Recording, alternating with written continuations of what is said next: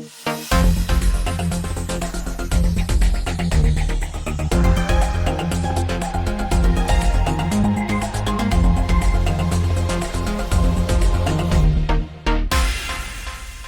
ден, го гледате неделното интервју на Радио Слободна Европа. Наш денешен гостин е претседателката на Сојузот на стопански комори Даниела Арсовска.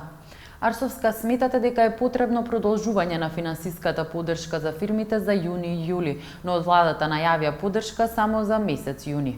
Ние со причина апелиравме да биде продолжувањето за 2 дополнителни месеци, затоа што на предпријатијата и на сите оние кои што работат во приватниот сектор најважно покрај оно кое што го баравме како финансиска поддршка им е предвидливост. Во овој момент кога тие не знаат со што се соочуваат во следните месеци, а гледаме дека здравствената па и економската криза е во полнек, оно кое што е најважно за нив е тие да имаат предвидливост и да знаат дека имаат обезбедени барем каква таква помош за следните минимум 2 месеци, па ако не и продолжување на оние останати мерки кои што може за нив исто тоа се стори и до крајот на годината. Исплатена ли им е целосно помошта на фирмите? Оно кое што го имаме ние како информација е дека до овој момент исплати има за средствата кои што беа за помош за платите за месец април, односно тоа не се практично средства за плати, туку се наменети како финансиска поддршка за работодавачите кои што би требало да се наменат за известна помош во уделот на плати, затоа што сумата сепак е премногу мала. Таа е 14.500 динари во бруто, која што не е доволна да задоволи ниту минималната плата. Така да тие средства верувам дека им се добре дојдени на секој оној кој што ги очекува, не само затоа што имаат проблеми со ликвидноста оние компании кои што во овој момент беа целосно затворени, туку и затоа што имаат и други трошоци, не се овие единствените трошоци кои што ги имаат само по основ на платите кои што треба да се исплатат кон вработените. Исто така треба да се размислува на што на кое што следи во месеците, а во делот на тоа колку и како е исплатено, знаеме дека се отпочна со исплатата на оние бескаматни кредити преку Развојната банка од COVID-1, додека овие за вториот, односно COVID-2 пакет кој што беше предвиден, се уште се во фаза на разгледување и донесување одлука на колку ќе се додели, па понатаму следи потпишување на договори, така да до овој момент јас мислам дека она кој што го имаме ние од терен како информација, дека се исплатени поддршката финансиска за плати и дел за придонесите на оние кои што беа затворени со уредби за месеците април, сега се аплицираше непосредно и за месец мај и од програмата COVID-1 за финансирање со бескаматни кредити. Во првите 5 корисници кои што добиле државна помош се странски инвеститори кои се ослободени од даноци. Дали ова е фер спрема останатите фирми?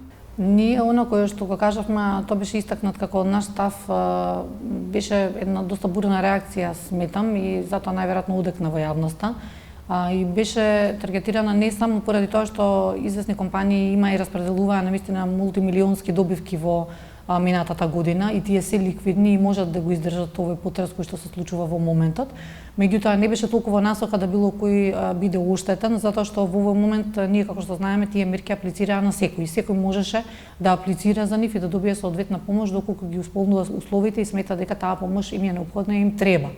Меѓутоа реакцијата беше бурна затоа што тие побараа посебен фонд да има кој што ќе ги стимулира, односно ќе ги поддржува нив во овој период.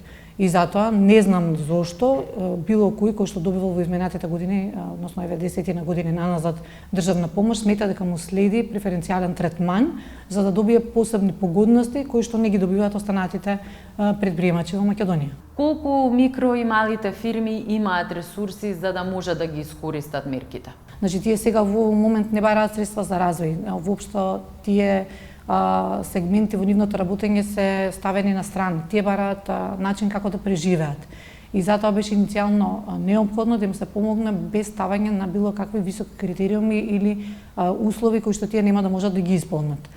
Сега во овој момент гледаме дека тоа беше пречка, затоа имаше измени известни овие уредби кои што беа донесени и веруваме дека и понатаму се оно кој што ќе биде достапно за предпријатијата и за предприемачите како помош треба да биде без строги услови како тие би можеле да аплицираат.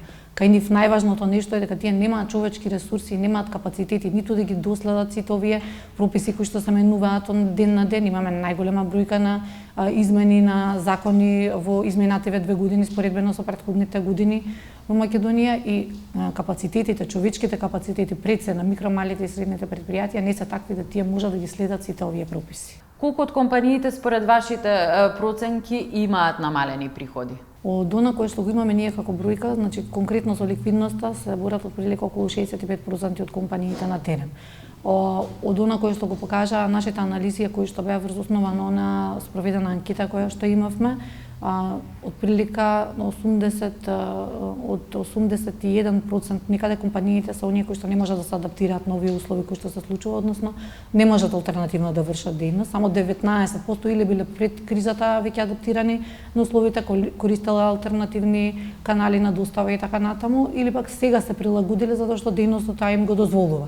Меѓутоа, над 99%, односно 99 скоро за прека 1 мислам процент од анкетираните истакнаа дека тие се судруваат со проблеми, односно дека се ефектурани од 80 до 100% со намалување на приходите од почетокот на оваа криза.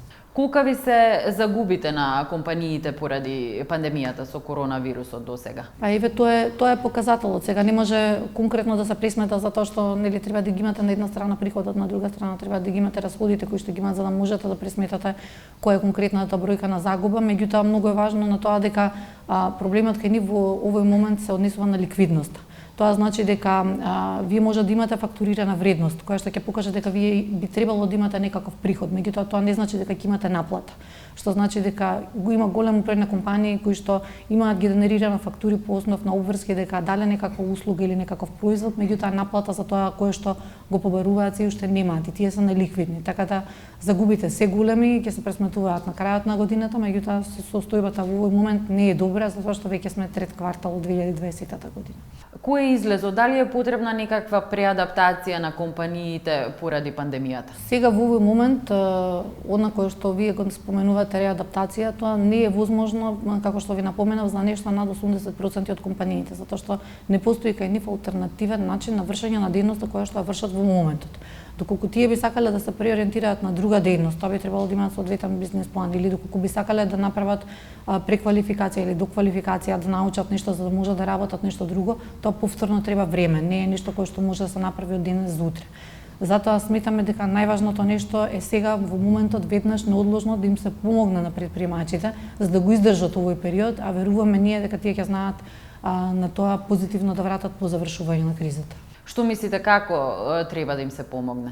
Да им се помогне со финансиска поддршка и помош. Тоа е наједноставниот и најбрзиот начин како во овој момент тие да пребродат состојбата со пресметување на најмали можни загуби. Особено оние кои што биле дисциплинирани, плаќале даноци, работеле во Македонија во изминатите, па не е важно колку години, го плаќале она кое што им биле законски обврски. Сега во овој момент дефинитивно треба да им се излезе во пресрет и да им се помогне, затоа што сега оваа состојба со која што се соочуваат е уникатна, единствена е и не би смеело да биде причина од која што ќе се дозволи да изгубат сопствената екзистенција поради туѓа вина. Колку од компаниите на вистина ги почитуваат мерките за заштита и колку истите можат да ги спроведуваат на работното место? Најголемиот дел од предпријатијата, особено за овие за кои што ние говориме, ова се микромалите и средните предпријатија, голем дел од нив беа и доста време затворени. Оние кои што може да вршат својата работа од дома, односно кое што им дозволуваше работниот процес тоа да го прават, истото го правеа од дома во домашни услови. И верувам дека се придржуваат, барем тие се информациите ние кои што ги имаме од терен, ние им подготвивме дури еден прирачник кој што секој од нив го почитуваше во уште од самиот почеток, ова кажувам, значи на почетокот на месец април, секој од нив се придржуваше до она кое што им беше посочено. И уште поважно е дека еве сега и со самите уредби кои што се донесоа за реотварање, односно за релаксирање на дел од условите, гледаме дека било кој од кластерите не се фокусирани на оние кои што отпочнаа со дејност, односно не се во дејностите кои што се релаксираа, односно се ослободија. Значи, да, тие направија дополнителни трошоци, ги почитуваат правилата и веруваме дека и понатаму ќе продолжат да ги почитуваат, меѓутоа она што е најважно сега во моментот е да им се помогне што е можно поскоро да почувствуваат некаква сигурност дека институциите стојат позади нив во она кое што го прават во следните месеци. Владата досега донесе 3 сета на мерки. Колку од нив има некаков ефект? Ова нели го разговаравме на самиот почеток. Всушност COVID-1 е, колку што знаеме, реализиран во поголем процент, колку што знаеме склучени се договорите, не знаеме докаде се исплатите. COVID-2 сега е пред потпишување на договори, не знаеме кога и како ќе се реализира, меѓутоа ние сме веќе средина на јуни месец и практична реализација имаме дефинитивно на кое што е COVID-1 програмата на бескаматните кредити преку Развојната банка, дел од уредбите кои што се донесени за 3-месечно одложување на дел од побарувањата кои што се имаат по основ на кредити, тоа се повторно одложување, исто така имаше дел на аконтативните побарувања по основ на данокот на добивка кои што се одложија и имаше намалување на затезните и казнените камати кои што нашето барање беше во овој момент за периодот за кој што трае практично кризата целосно да се иззема затоа што луѓето не се во можност да плаќаат не поради своја вина, туку поради вис мајор, значи тоа е виша сила, тие не плаќаат затоа што не сакаат, туку едноставно затоа што не се во можност. Платите кои што ги напоменавме на почетокот, тоа практично се е онеделна финансиска поддршка во сума од бруто 14.500 денари кои што им беше исплаќана на работодавачите.